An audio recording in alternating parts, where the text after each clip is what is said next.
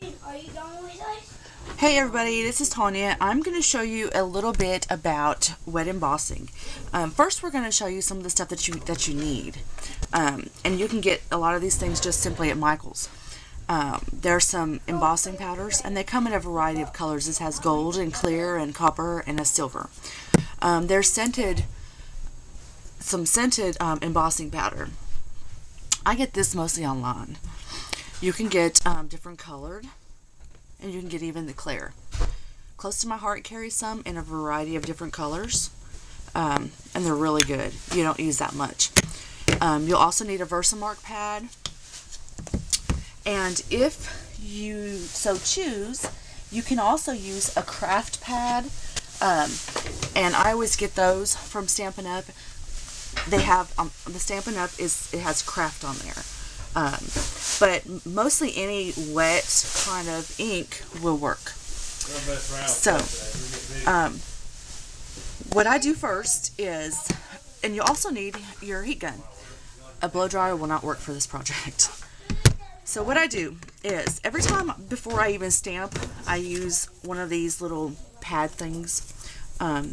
You can get a whole big bulk thing somewhere. So this is what I always stamp on. And I use a plain sheet of paper that I fold in half. And then I dump my stuff back in it. So anyhow, let's go on and see what we're going to do. So I'm going to put this pad underneath my project spot. And I am going to make a cupcake. So this is the bottom part of the cupcake stamp I'm going to make. And of course I'm going to stamp it in my ink, and I'm just using brown ink. And then I'm going to stamp it on my paper. And I'm going to put that to the side. And I'm going to use, if you want, this is the choice that you have. If you want a colored kind of embossing, you would use a color with just your embossing or your Versamark. Or you can use your stamp pad and add a colored to it. So what I like to do is, depending on what project I'm doing, since I'm doing a cupcake, I'm going to use this Whisper White ink pad, and I'm going to I'm going to stamp my the topping for my cupcake in the ink pad. And then I'm going to put it on my place where I'm going to do it. So I'm going to put it right about there. And make sure you get on there pretty good. So since this is a craft pad, it stays a little bit wetter. So I have a couple minutes to, clean up my little mess here for a second. And then I take my plain piece of paper and I put it underneath. And I take whatever embossing powder. Since I'm using white, I kind of want a colored embossing powder. So I take my embossing powder and I put it over top of it, and you can be really, just dump it on there, because it's going to go back in your little bottle. And you kind of get it on there good, and then I dump it on this thing, on the paper. A lot of people say it's really messy. I don't think that it's all that messy. So, and this is where the paper comes in really good, because, like this thing has an itsy bitsy hole, the top part of it. And then I just take it and I dump it back in there. So I don't have a problem with this stuff being really messy. And the same with glitter. This is how I do glitter as well.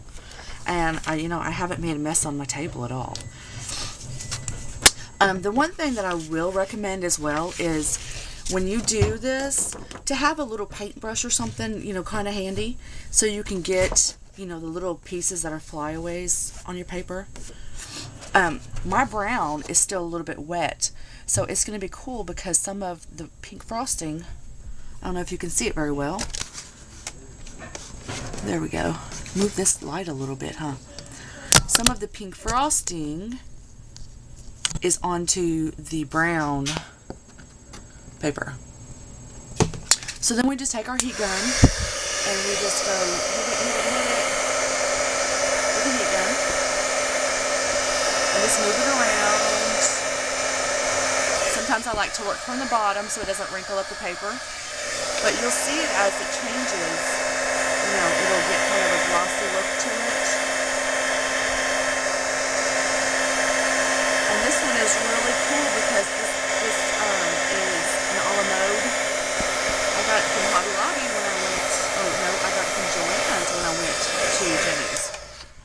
So there you have it. You see how it's kind of glossy?